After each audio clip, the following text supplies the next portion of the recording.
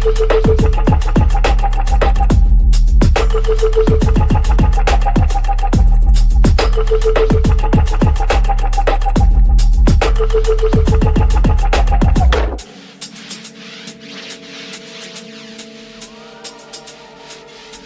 to Top Tier Underground, the podcast that gets inside the mind of your favorite underground artists. The Maker, formerly known as Spacejail, is a silly sick producer making dark driving dubstep. It's the epitome of my guilty pleasure. So get to know Jesse and enjoy his DJ mix. Subscribe to Top Tier Underground and follow me on Instagram. Peace. All right, I'm here with Jesse, AKA The Maker, and it's good to talk to you finally, man. I'm like really digging your music. Like I've been kind of obsessing over it for a little bit now. Thanks, man. Yeah. So it's cool because like almost every day I listen to it. So almost every day it reminds me to contact you to get this pinned down. Nice. So I know that you just kind of switched over from Spacejail to The Maker, and I wanted to ask you that like 4 times just now. So what made you want to transition over? So I'm not really switching over. It's Okay. just kind of like having to, I just have 2 different aliases, yeah.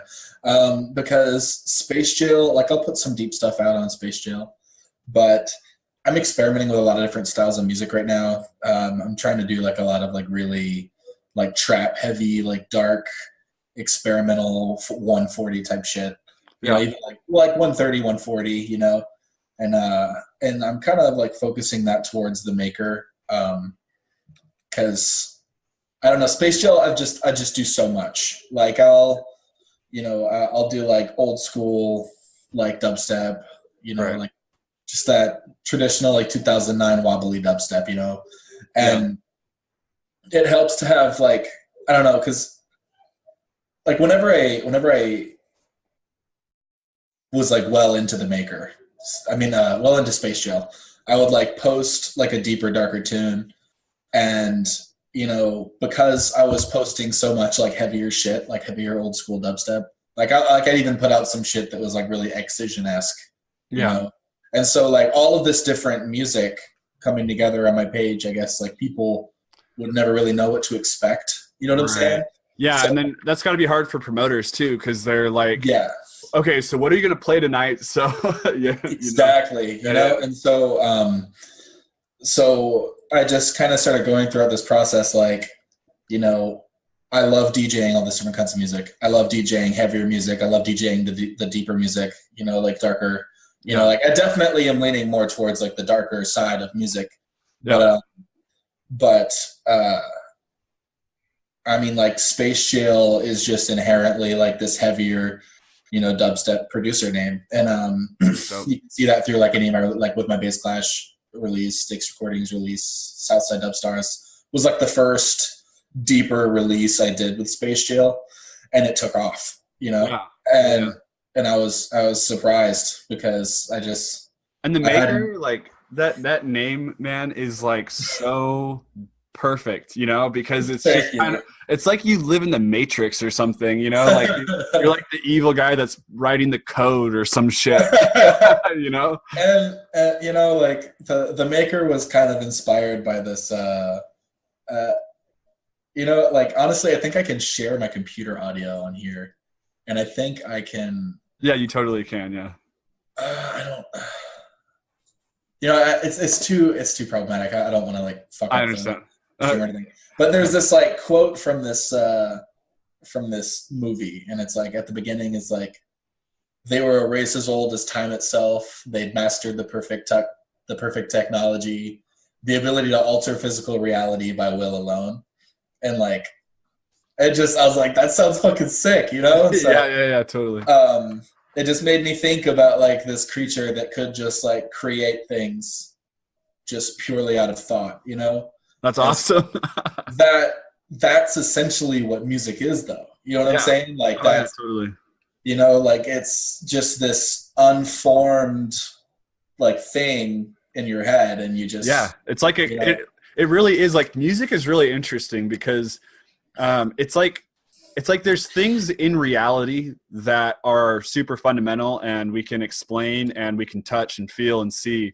but music is almost like a thought, you know, where it exists, it's real, but you can never, like, you have to have the creator, and you have to have the observer, and you know what I mean? It's like this really weird thing that isn't really materialized. Yeah, I mean, and I mean, it's just a vibration, is all it is, you know. Yeah, a collection of vibrations. Totally. But yeah, no, like, I think that's what's so amazing about dubstep and bass music is, you know, there's just, like, if you think you don't like dubstep, then you're wrong. You know, because you haven't heard the right dubstep. You haven't heard the right dubstep. Yeah, There's so much of it. You know what I'm saying? Yeah. I know, it's like techno. Like, if someone says they don't like techno, it's like, okay, you do realize there's like 5 billion different kinds of techno, right? Like, yeah. So. And I mean, like, it's crazy because I don't know. Like, I started pretty mainstream compared to a lot of the people that I know now, like overseas. You know, like my friends from the UK and things like that. Like, they've always seemed to have like a pretty good understanding of what dubstep was. Well, I mean, sorry, but oh, you're good. I kind of disagree with you in a sense, because over in the UK, their music is just like, their mainstream is like drum and bass. You know, like their mainstream is like a whole different mainstream than ours in a way. Yeah. You know, like the fundamentals of their music is so, that's why like all the UK producers have such a distinct rhythm and hat style and all these things, and like ours is so clearly hip hop.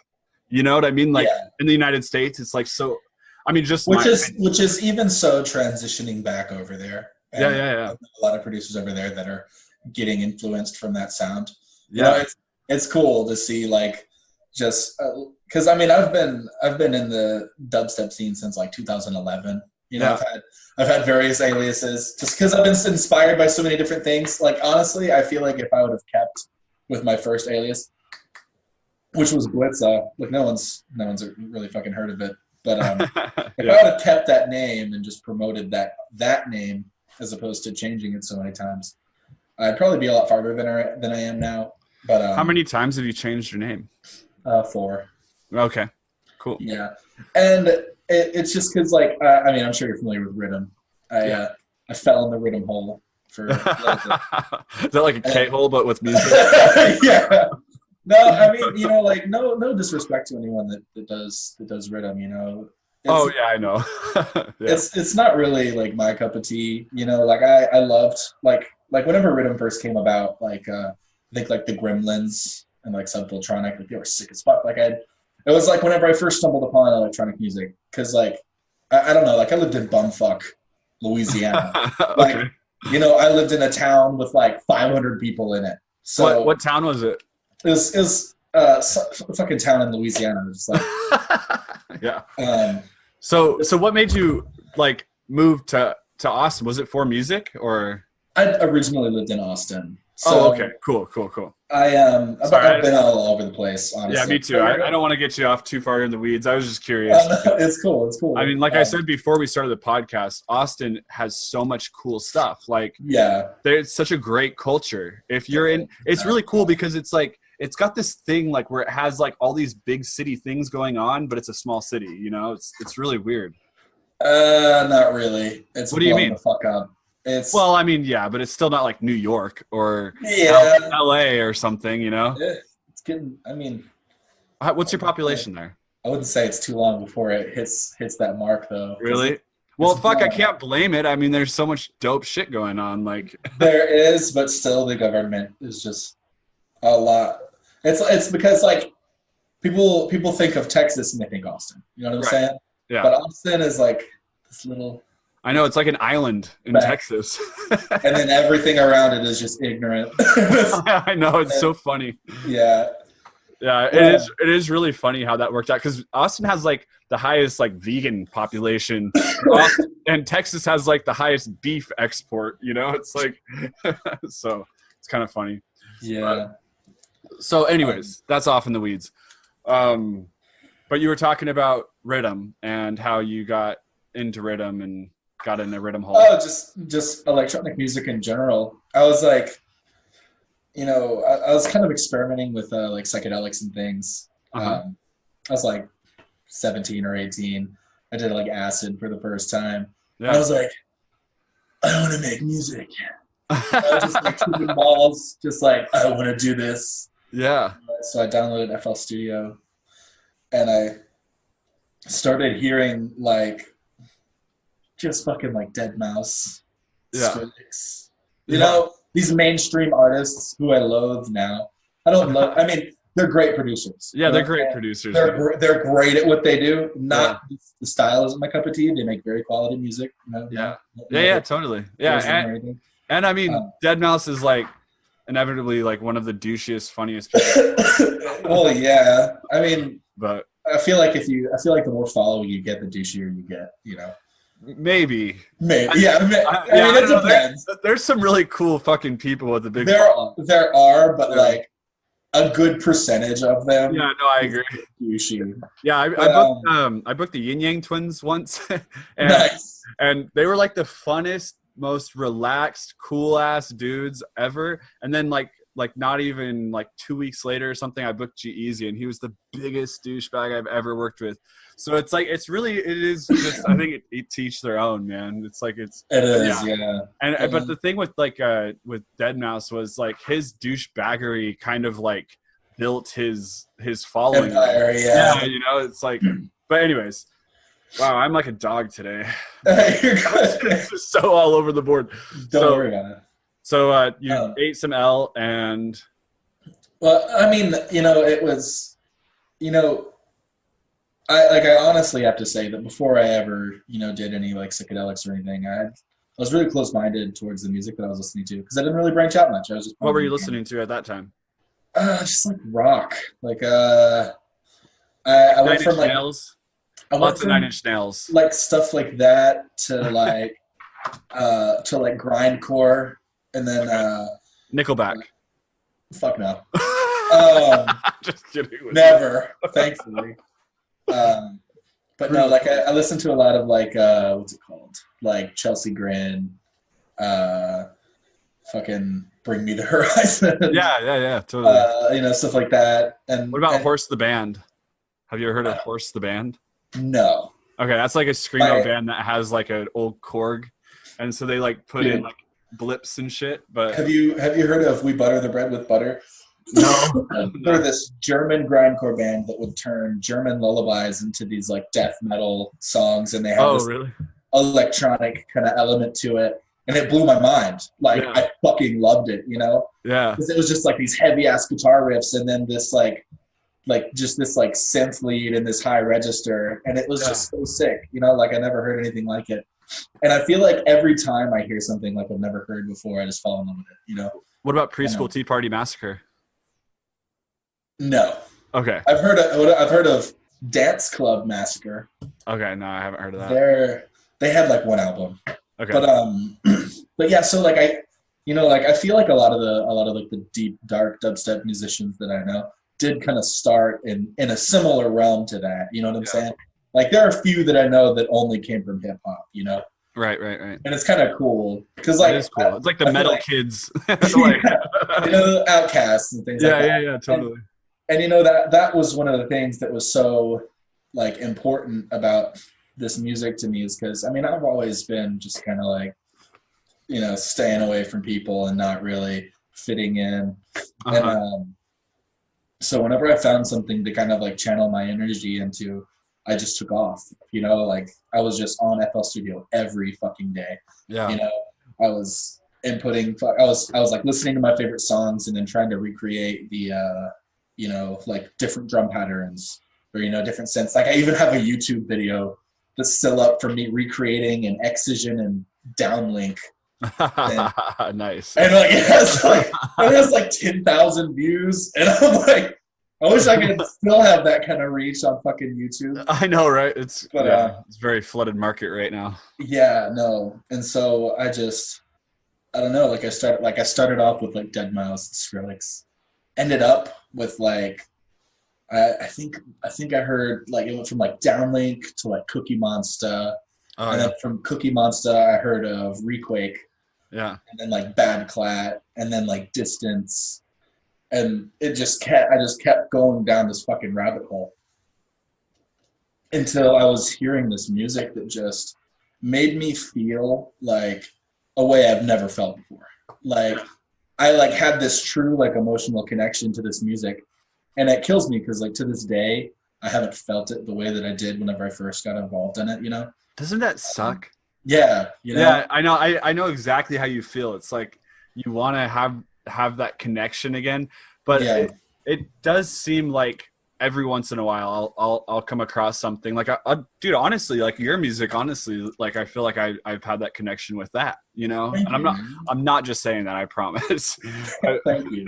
Yeah, so that means a lot to me, and like that, like I feel like as a producer and as someone who's like marketing your music, it's really easy to lose focus. It's really easy to like, you know, like because you go on SoundCloud and you see 400 people liked this, and like 5,000 people listen to it.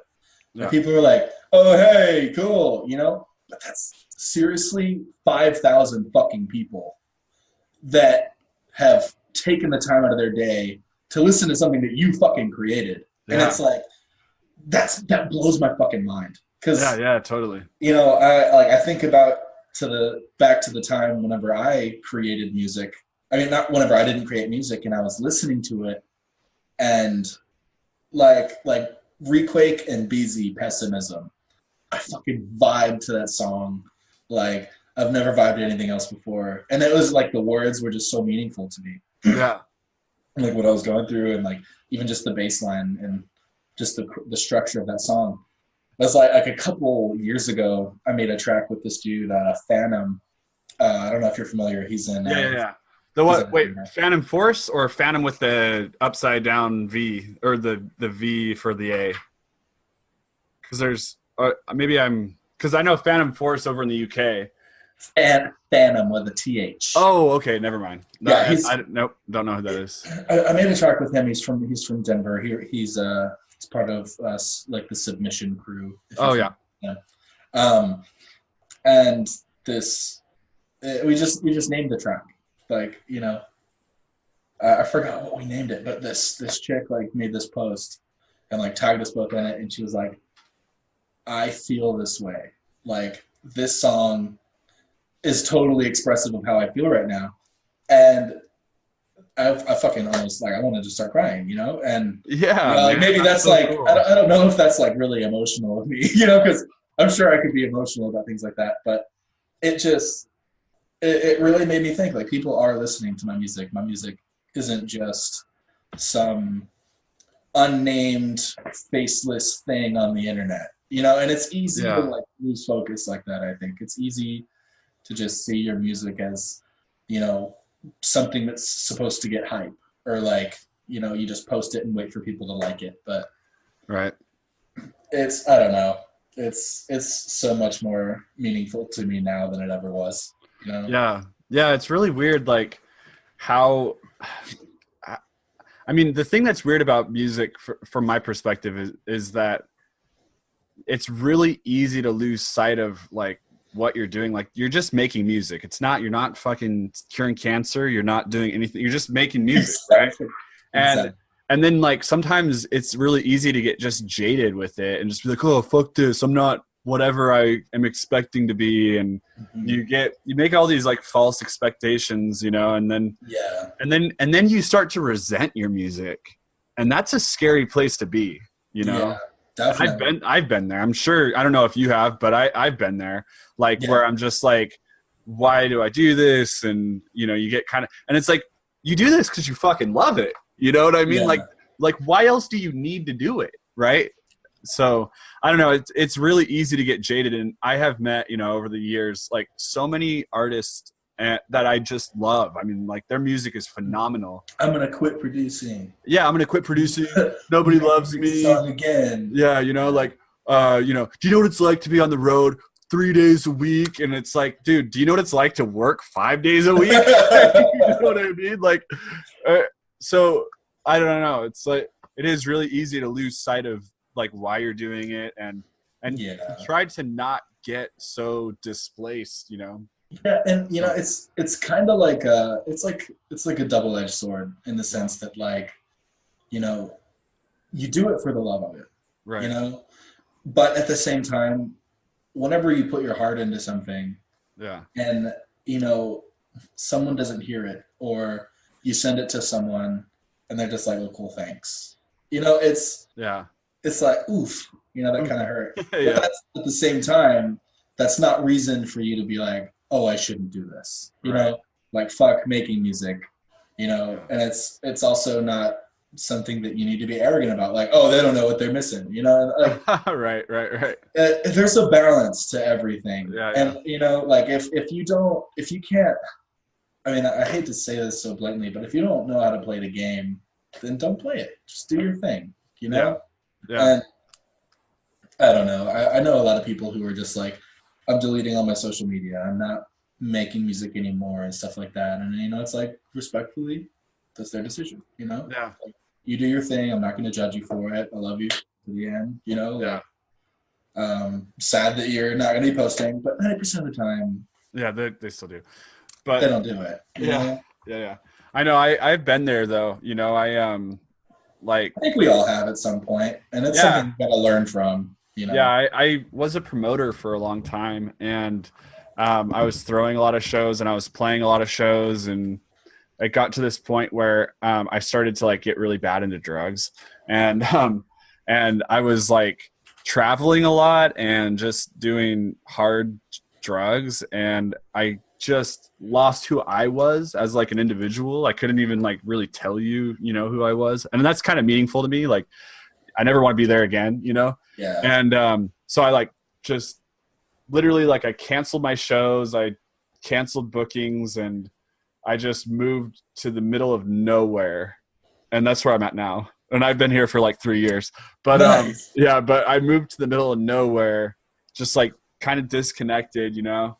And for a while, I had someone, and they like people were about to book me. They were like about to send me the cash and everything, and then the dude decided that he was going to get out of the game and stop doing drugs for a little while. I was like, I'm so glad for you. Like, I respect you. Yeah. Like, I'm happy for you, but am I still playing? Like, what's going on? He just didn't tell me anything until I asked him directly, which I think is kind of unprofessional. But still, like, glad for him that he's like getting this. No, that's totally unprofessional. But you know, like when you're going through something like that, I don't know what his circumstances were, but when you're going through something like that, like, dude, I did so like that. The last 2 weeks basically were like so unprofessional. I mean, it was like you have to sometimes. I totally understand. Yeah, totally. And that's kind of, I mean, and if you knew some of the other things, like just like with like burnt bridges with friends and just like terrible things, you know, that you can't really take back or change. But you know, hopefully he's doing good now. And my point to that was that like when I went through that period and I had canceled all these shows, and like, I mean, I had, you know, promoters reaching out to us for a little bit afterwards that were trying to get us booked. And I was like, I'm not taking any shows right now. And like, you know, my wife, who she really like suffered this more than anybody because she's like perfect, you know, she doesn't, you know, she's like not really into partying like I was. And like, you know, she's just always really pure, and like, you know, she's like drinks tea at the festivals and shit, you know what I mean? Like, so she kind of suffered the hard part of it. But throughout this whole thing, I was like, for a long time, I was so pissed about music and resentful towards music. And I felt like music was the reason why I went down this road, you know, and which is so stupid, because it's like, obviously I'm the reason why I went down this road. And now, like, I mean, sometimes the people that you surround yourself with cannot be like, yeah, totally. Yeah. No, I mean, moving out of that situation was like one of the best things I ever did. But now I mean, like, I'm so sorry to interrupt. No, you're good. I mean, like, it's not even always just the people. Like, the first thing I ever did was ayahuasca. And I got it from my boss at McDonald's. So it's like, you know, you never know. You know, like, God, you can't just what's wrong with ayahuasca though? I'm talking about that's totally different. You know? Well, I'm just saying, I hadn't even drank fucking beer yet. And I'm fucking. Are you serious? DMT. Yeah, I'm dead serious. So wait, was it pharmawaska or was it ayahuasca? Like, was it actually brewed ayahuasca? Or yes, it was brewed ayahuasca. I fucking grew up Yeah. Did the whole purge and everything, huh? Yeah. That's so funny. It was. Oh yeah. It was a great experience. There was Oh yeah. there was like I mean like I'm totally sober. I'll never touch another drug for the rest of my life. You know what I'm saying? Really? Yeah, totally. Like Tell me more. Well, you have a kid, right? I mean. Yeah, I have a kid, and I don't know. Like I just was really dependent on like marijuana for a long time, and like a lot of people are like, "Oh, you can't get addicted to pot." Whatever. You can get addicted to You can anything. get addicted to fucking anything. Yeah. You know, to each his own. Like I'm not ever going to condemn anyone else for smoking pot. Like No. you know, Yeah. I mean, like, I have fun, dude. Like I wish I could be smoking that fat ass joint with you. You know? Yeah. But I don't like the headspace again. I like being sober. I like being. Me too, man. You know, I like being in control of my thoughts towards things. I agree with you. You know, it is really interesting. For me, it was crystal that I got addicted to. Mm-hmm. So that's something that like I never, you know, like you grow up hearing like all these terrible things and you never think that you would do it, right? Yeah. And then all of a sudden you do. And like so getting off of that was really difficult. But now that I've been clean for like 3 years or whatever, it's a little bit less than that, but now that I've been clean and stuff, now I'm like, I don't really like to drink. I don't really like to smoke weed. I don't really like to do anything. And it's not like, I'm not against, like you said, I like totally encourage, you know, well, maybe not encourage, but I'm totally down with whatever you're down with, you know? Yeah. But it's an interesting thing because our brain is so dope. Like, so after I did this, like I moved up here and I kind of got out of music and stuff. I started taking like neuroscience classes and neurobiology classes and like learning about the brain because it totally intrigued me how I could let myself get to this point. Like I wanted to understand it, you know? Mm-hmm. And man, we are so smart. Like humans are crazy, right? And so operating at 100, if you, or as close to 100 as you can, to me is really important. Like, I think that it's, you know, and I'm sure that with music, a lot of artists, like, I don't know how you feel about this, but a lot of artists feel like, you know, they can't get into art without smoking weed. So I used to feel that way. Yeah. I was going to ask you, did you notice a difference? You know, I lived in Denver for a good while. And that's whenever I hit my peak with smoking, like all day, every day, before work, during work, after work, all the time, you know, and it was fun. Like I definitely realized that, you know, like if I woke up and like smoked a joint or some shit or like fucking had some bong rips, that I'd immediately be able to go to my computer and make some music, you know? Yeah. But, you know, I had to sacrifice that because, you know, I can still get in front of the computer. I can, you know, sometimes I might not be, you know, I can't just rip a fucking bowl and get, you know. Instantly inspired. Exactly. You know what I'm saying? Yeah. But I've noticed that whenever I produce, I'm a lot more coherent and I'm able to do things a lot more quickly. And probably more consistently, right? I mean, yeah. You don't get stuck into freaking sound design for 12 hours or something. There were times I'd be doing sound design and just fucking drooling and like just like listen to this one sound just staring into space all fucking zonked out, you know? Right. Yeah. I had a sub 37 for a long time and a Moog, and yeah, I would kind of do that. Like I would get torn and then I would like be sitting with my Moog for hours and then I'd be like, God damn it, I just need to do something. So I just like finally just like export it to audio so I would stop fucking with it, you know, because but yeah. I mean, I don't know. I just music is it's kind of like my identity at this point, you know? Do you do that for a living? Like, what do you do for work? Or I've been trying as hard as I can to get this to be my main source of income. So do you do like tutoring at all? Like music tutorials and stuff? Yeah, I do tutoring. I have this plan. I do for $40 a month. You get 2 2-hour group sessions. Oh wow. So I'll just have like a group of like up to 10 people just in a Zoom chat, and I'll just show. I'll just see like kind of what people want to learn more about. I'll get into it. It's really fun. And That's awesome. I've had a lot of good times with that. That's been a pretty good. I mean, I kind of have taken a break from it. I'm actually doing. I did something last month with. I don't know if you're familiar with Hebe and Turnian Sound, but they're two kind of prominent guys in the deep dubstep. I don't think so. They're fucking awesome. I guarantee you should check them out. You'll love them, Cool. especially if you like my music. I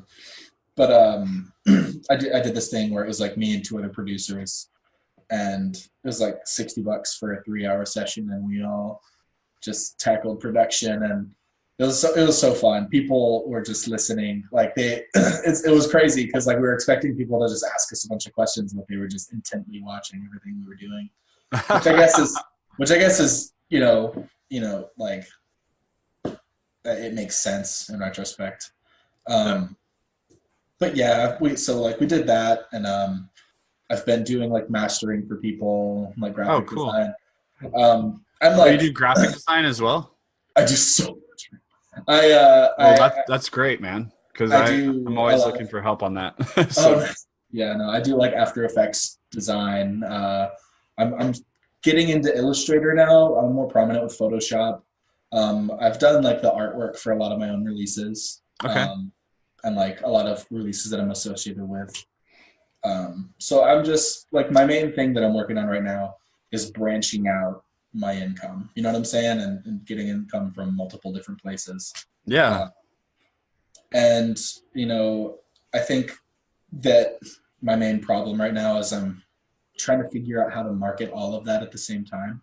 Yeah. Because you can't just blast something on Facebook and put it in people's faces every day, because it just gets irritating, Yeah, I totally understand because I do that all the time. Yeah.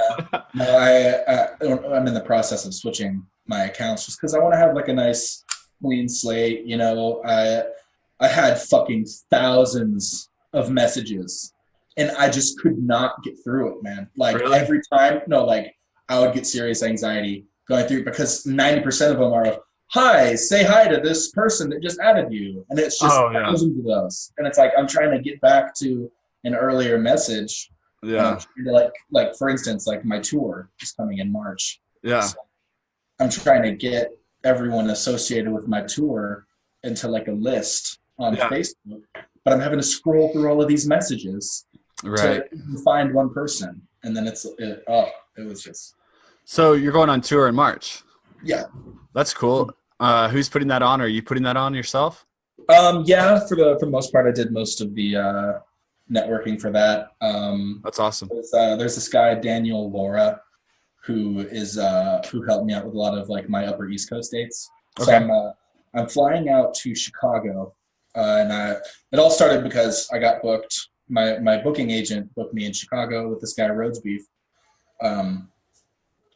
in March. So I was like, hey, let me see what I can do. Let me see if I can kind of build around that, And man, it took off. I was really surprised. I just started hitting up various promoters. A bunch of different promoters hit me up. Daniel got me 4 shows. It's like Rhode Island, Massachusetts, Maine, New Hampshire. Yeah. So we're just like going down. And then your music will totally kill it over there too. Like, thank you, man. That area of the country is just like, I don't know, man. That's such a dark area, like that dark music. It really pops off over there. I've only been to a couple of shows. So you're playing in New York? Is that what you said? Or actually, I was supposed to, but it fell through. Oh, okay. Because I don't know. Just a total side note, not to get too distracted, but there's this club there called Slake, and like that they're like pretty D&B, but I have a feeling your music would do really well there. So you should try to hit them up, because it's not like a promoter. Like they do in-house booking, So that's awesome. So anyways, so continue. So you're going. Down from Rhode Island or to Rhode Island and where? Then I'm going to. I think I'm going to Detroit. Okay. And then Atlanta, Kansas City, Denver. Then I think from Denver to Oregon to San Francisco. Hell yeah. Back to Texas. Maybe Seattle. I'm not sure. Word. Well, that's cool. We should definitely talk a little bit after this. But so that's awesome, man. I think that like it's really hard to make money off of music right now. And I just listened to a podcast the other day where I don't know if you're familiar with Sam Harris, but he was kind of talking about like he was talking about how he hosts a podcast and how frustrating it is that he can't generate. Well, I mean, he generates shitloads of money from his podcast, but he was saying how frustrating it is that people won't pay for content on the internet because everything is free, you know? And it's like, it is really frustrating that it's, yeah. I'm so sorry to interject again. No, go ahead. My EP came out on the 4th. Yeah. It's already leaked. Really? Already leaked. Yeah. I know exactly. I can tell you right now where to go download it for free. I'm not going to though. I mean, I'll just send it to you. Yeah. Personally. Well, that's the thing. It's like people will spend $5 a day on energy drinks or coffee or whatever. But I've seen that, yeah. You know, but they're not willing to spend $5 a month on content from an artist or from, you know, and it's really strange, man. It's like it sucks that we have basically created not you and I, but maybe you and I. Well, actually, I'm totally guilty because I don't charge for my podcast. But it's crazy that we as a culture have like encouraged this free internet system. Like everything is free, you know. You know, and to an extent, you know, if someone genuinely can't afford my music. Yeah, that is different. Yeah. You know, yeah. Like I'm not going to be offended. You know, like I'm not offended that someone went and posted up my tracks online. You know, I mean, sure, you know, that $5 adds up. You know, like if you have a Bandcamp, you know, that's another way that I've been getting income. Is I've been doing. I did like a sample pack, and that did more decent than I thought it would. You know. Yeah. And put out like EPs and stuff. I wish Bandcamp could get their fucking platform right. You know what I mean? Because if Bandcamp could have a better platform, like I just think that Bandcamp's platform isn't easy enough to navigate. Like if they could make a platform similar to how SoundCloud is laid out or Spotify is laid out, it'd be the best, you know? Because their platform in theory is amazing. Yeah. But people it's like a ghost town. People don't like to go there because it's like people only go there for specific things. You know what I mean? Yeah. They don't go there just to listen. Go there to network. Right. And, you know, and it's like you post your Bandcamp and then people go find it, you know, but people wouldn't find it unless you like post it somewhere. You know, like I've seen some people though that have like a pretty big following on Bandcamp, but they're like, you know, grandfathered in to this group of people that are following them. And, you know, like, I feel like maybe if, you know, they kind of had a system to where, like, if you bought an EP, you automatically started following someone, you know, then I feel like, you know, but I totally that's what I think. Like, that's the problem is that they haven't made a system that is really favorable towards the artist in the way that, like, I mean, if Bandcamp really wanted their website to generate I mean, I'm sure they're doing fine, but if they wanted to generate more of an income, you know, like they could really make it so that, you know, like the thing about things like Twitter and Facebook is that they know that they have to rely on people's time for the content. So they make it so that the content is addicting. They make it so that you want to be there. And with Bandcamp, it's like you don't want to be there. You want to get out of there as fucking fast as you can because it's like so. It's minimal. Yeah. But at the same time, you know, think about how many things that have tried to like vastly improve themselves just to lose their entire following. You know what I'm saying? Yeah. Yeah. It's a scary thing. Yeah, like MySpace. It's exactly what I was thinking. Yeah, you don't want to do that. Yeah. And you know I don't know. I definitely feel like there's like kind of like an uptick in it though. Like a lot of people are, excuse me, Yeah. a lot of labels are doing their pre-orders on Bandcamp, and I think one thing that sets Bandcamp a lot from most other distributors is the fact that you can go back and download the music. Right. That is something that, yeah, that is huge, you know, because like, I was just going to say like Beatport, I actually just had my laptop crash, as other listeners will know. I had my laptop crash. I lost everything, dude. I had like 25 tracks that were like, you know, pretty much done, unreleased, and they're all gone. And I'm not smart enough to back it up. And I have like 10 backup drives. I have like a 4 terabyte, like a 2 terabyte, like yeah, you are a much better person than I am. I didn't even learn from my fucking lesson, man. I still haven't backed up my laptop since that happened. I lost 3 whole years worth of content before I started backing that up. So. Really? Yeah. Well, I lost everything. It's expensive. Well, hard drives are fucking expensive. Yeah, but I had like, I mean, okay, comparing a hard drive to the amount of money that I spent on tracks that I lost, though, which is what I was getting at. I lost all of my tracks. I had like 10, 12 years of content that I've downloaded that are just, I mean, that's probably why my fucking laptop crashed, was because I had so much music on it, But I know this guy who was a radio DJ. Just like typical FM radio DJ. Yeah. Had every song you could think of. Right. Any song you could think, like. Yeah. Dating back to who the fuck knows when. Like, Serious radio catalog. If you could request it, he had it. Right. Lost all of it. Oh, that's brutal. I mean, like, I wish that he still had that so that I could be like, hook this up so I can go DJ some fucking top 40 and make like $300. No, like I have I do that as well. I do like I'll go DJ fucking weddings or some shit. Yeah, totally. I DJ'd like a I didn't realize it was like an art studio. Like they're like, it's an art studio, just come in and play some, I'll give you like a playlist of music to play. It's like, fuck yeah, that's so easy. Yeah. And so I get there and it's a fucking boudoir. And there's like, bring my fiance with me, and there's like pictures of naked women. Yeah, totally. And I'm just like, I mean, like, that's hilarious. Like, yeah, we've done like yoga sets before, and that's always kind of interesting because people are getting into their super flow state, and then I'm like, oh, here comes a banger, Oh, but man. Yeah. So I just get the sounds of a whale and just resonate it. Yeah, totally. All right. Well, why don't you tell people like some upcoming stuff? I know you just talked about your tour, which is super rad. Tell me a little bit more about some releases and where people can find you and stuff. Okay, so I've got my tour and going from March to April, and that's Chicago, New Hampshire, Maine, Massachusetts, Rhode Island, Atlanta, Kansas City, Austin, and Oregon, and San Francisco.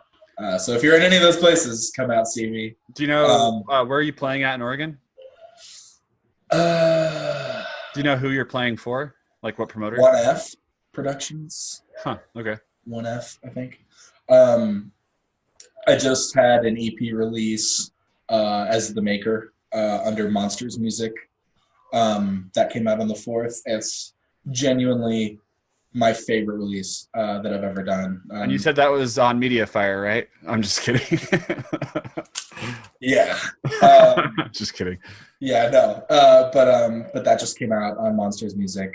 I'm like serious. Like I can't even express how happy I am with that EP and as a whole. Awesome. I've got with my label Antivision, Kanzu. That's your label? Yes. Oh man, that's dope as fuck. I didn't know that. Yeah. And, I actually need to check the release date. I'm a bad label owner. That is coming out this month. I think it's the 16th. I think it's like right around the corner. I think it's the 16th. I don't want to waste any more time on that. Yeah. And you said Kanzu? Mm-hmm. Because I think he's booked for the podcast. So really, yeah, that's totally. awesome. So that's really cool. Such a fucking cool guy. His music is insane. Yeah, it's my wife showed me him too, actually. Nice. But what's your wife's name? Kendra Shanks. Okay, no, I'm not familiar. Well, yeah, I mean, I don't know why you would know who she is. Oh, okay, no, because I just like I was like whenever I was going to delete all my friends on my other one, and I was going through like picking who all I wasn't gonna delete, and then I was gonna have this automated system delete everyone else. Yeah, I was like, oh my god, I know like 1,000 names in the back of my head. Right. Yeah, Kendra, like she like with Kanzu and with you, she like added you and messaged him, so from my Facebook. So she kind of helps me with all of this end of it, and then I just get the gracious interview time. So that's cool, man. I'm glad to see that someone's trying to get involved in the deep dubstep scene and get some of the underground artists spoken to and things like that. So. Well, that is the goal with this podcast, top tier underground. So I want to try to keep it, like as underground and relevant as possible. And it's definitely not just geared towards just dubstep, but for me personally, like my personal, like I just, March is going to be an entire month of Vibe Digital, which is like Wave, And so like me personally, I like the dark halftime dubstep, like that's me. But I like love what the Wave guys are doing. So it's like I'm trying to encourage anybody that like is passionate really is what I care about, Nice. And I'm kind of like on this. I'm like my little side hustles like lo-fi hip hop stuff like that. Yeah, totally, dude. That is like I really dig lo-fi. It's really sick. I dig Wave too, but I think that like music really reflects who you are, and I guess I'm just a dark person, like I love like fucking like one like Edison bulb in the club, like super dark, like black brick walls with just all there is sweat on the ground, and you know what I mean? Like I don't it's like that envisionment of what a club is. It's interesting how the things that people are attracted to don't always reflect their personality. Yeah, totally. I know. That is really interesting. Because I smile a lot. I'm goofy as fuck, but I definitely have, and I get flack from some of my friends about it. They're like, dude, you just need to be quiet sometimes. And I'm like, you know what? Like, you can talk to me and you can think whatever you want about me, but my music is a separate entity, and I create it like that for a reason, Yeah, so, but I mean, dude, like, maybe my attitude and who I am is not representative of my music. Okay, so like I produce music as well, and like if you go listen to my music, most of it is like shanty fucking sitars and shit, so it's obviously not reflective of my personality either, you know what I mean? Like most of it's like really melodic, really like Eastern influenced, and that's just like what I've always made, and I'm trying really hard to break out of it right now because I don't like it. Like I don't even like it. It's just really weird. I love Eastern influence music, and if there's one thing that I can say about, I don't know about so much electronic music in general, but definitely in the dubstep scene, the culture is fucking amazing. It can be. There's also a lot of like sandal wearing bead rocking dudes who are just trying to get on chicks. I'm just being honest with you. I'm like I've been a part of that scene forever, so it's I mean more the production side.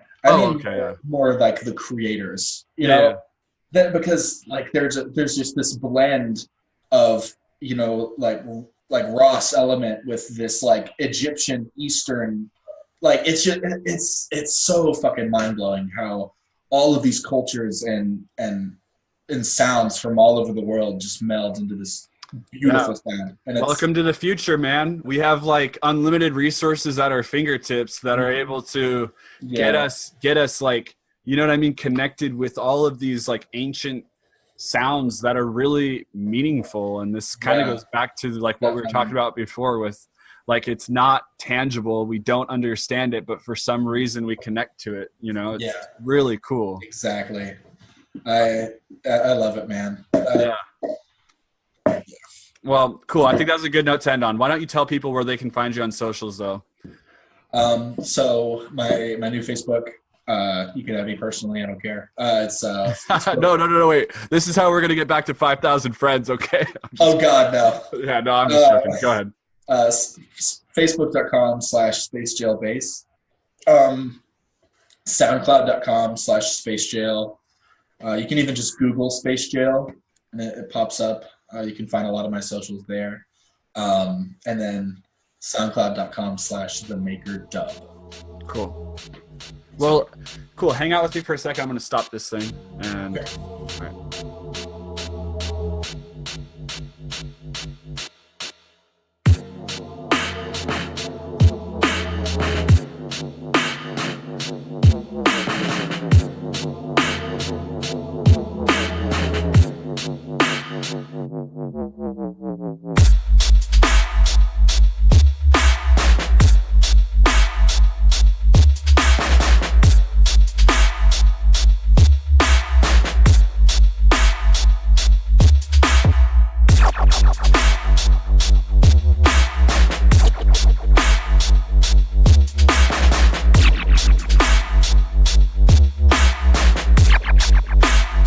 We live in this mix.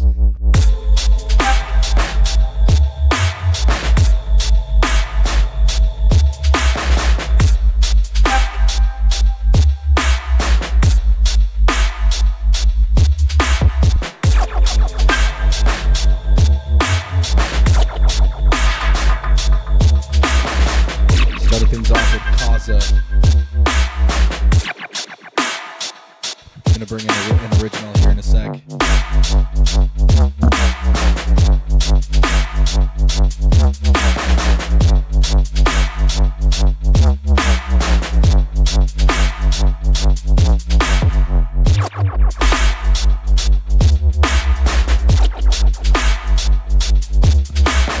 This next one incoming is called Fright Mark.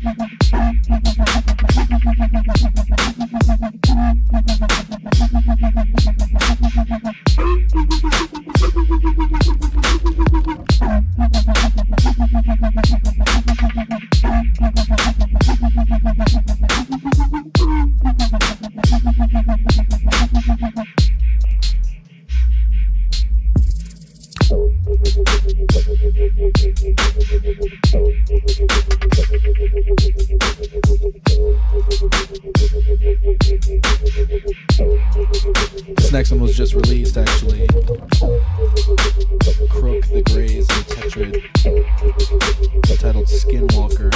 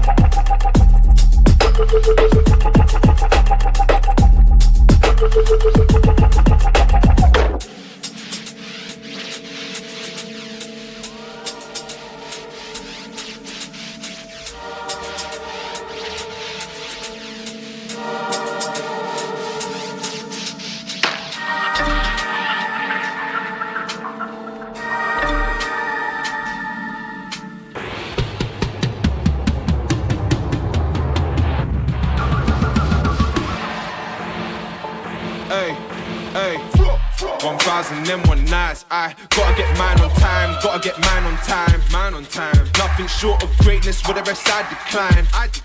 Very serious grind, don't do ramp, I'm nice. No, don't do ramp, I'm nice. 1001 nights. I gotta get mine on time, gotta get mine on time, mine on time. Nothing short of greatness, with the rest I decline. Very serious grind, don't do ramp, I'm nice. No, don't do ramp, I'm nice. Hey, what he bumper rotted. People are screaming the greatest till I came to like what, who's asking? Man's trying to live life, get mine in time, so that the fam are laughing. Ride out with a bad jasmine, does and a magic carpet. 1001 nights, a lad in the game, I'm trying to leave my stamp. MCs wanna test me, but I wanna see smoke like genie lamp. Crash and burn, I'm back, my burst like cans of ones, can't reel it back. Not a fool, I'm dropping jewels, I've got a bougie feeling.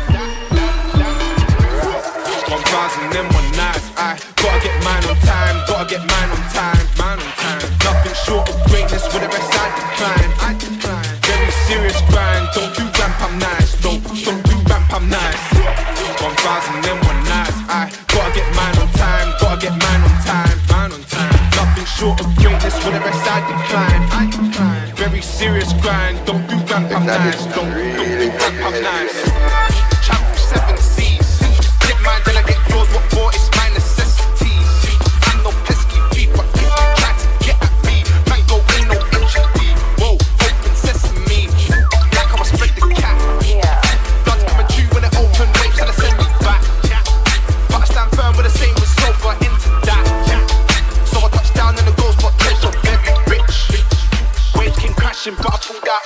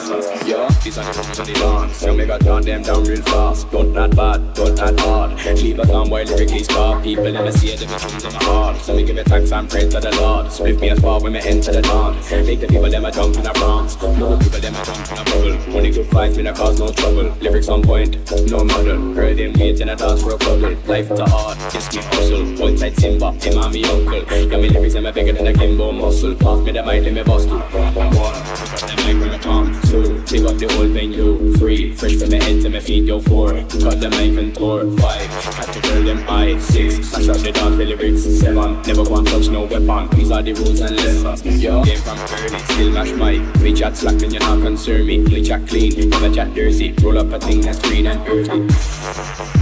Strictly high grade, no me not taste perfect. Ganja is healing, never want hurt me. Ganja baby from Rosemary. What? You don't name it a CP. Got that mic and make you look easy. Never thought gun off 5 crazy. Send a gun man home just like E.T. Music's my life, believe me. Music's my wife, you will never go and leave me. Yo, check out the album, check out the CD. Never go and get too greedy. Yo, 1, got the mic from the palm. 2, take up the whole venue. 3, fresh from my head to my feet, yo. 4, cut the mic and tour. 5, catch the girl them high. 6, smash up the dance with lyrics. 7, never go and touch no weapon. These are the rules and lessons. Yo, set up the sound, touchdown. We had a big game, so we gon' bring crowd. Sound it to Chris and sweet. You already know that they gon' be loud. So when we touch some, we are the champions down. Me because I'm boy turn red and a frown. Wrap it up deep, make a man say wow. Then I'm like boom, oh, oh. Look at the MC and the artist. We won't stop till we run out the artist. No stage, been a party. Come in lyrics, my bro never lasting. Pass me the chalice, come in me blast it. Back to the place where the people are dancing. Who miss the beat, my one outlast it. Come be the last one last.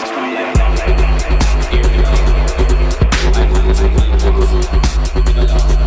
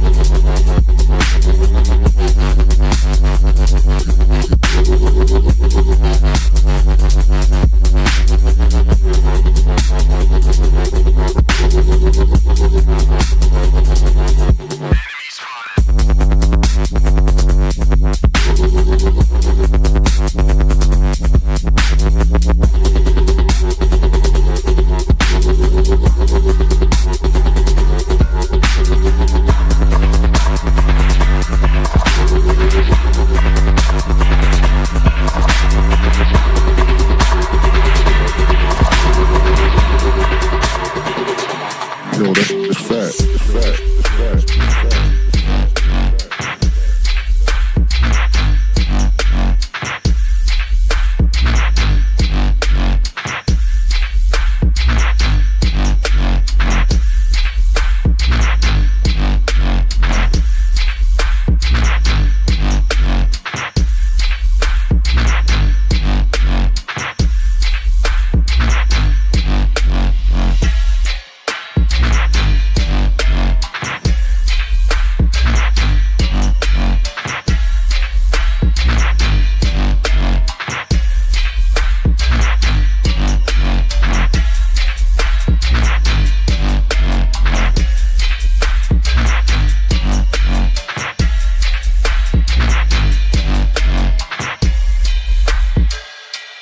that's fat. It's fat. It's fat. It's fat. It's fat.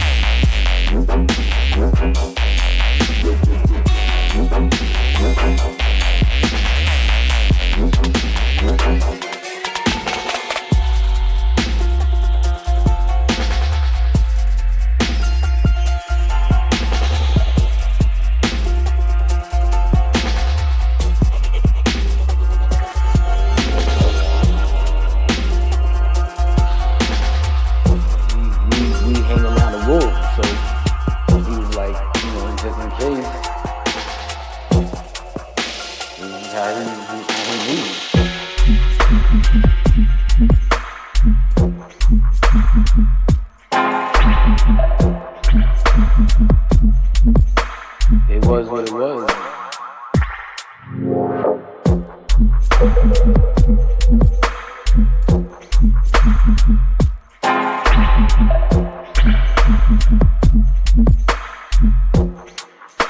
This is how he moved.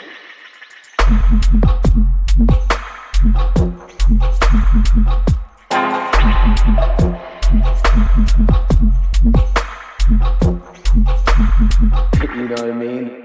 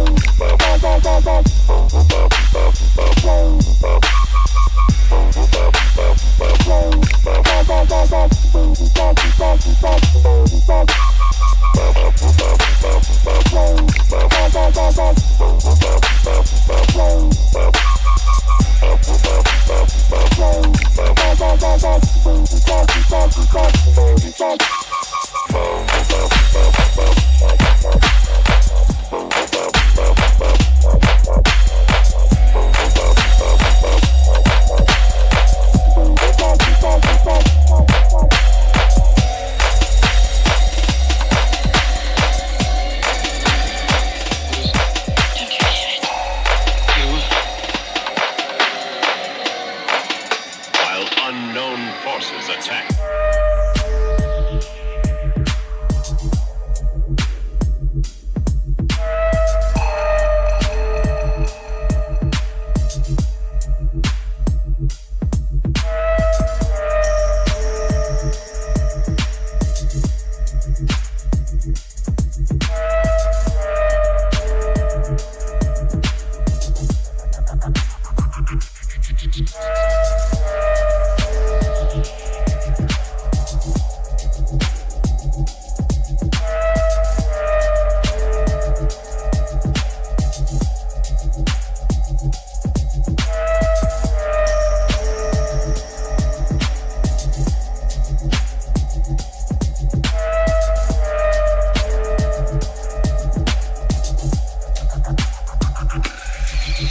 While unknown forces attack.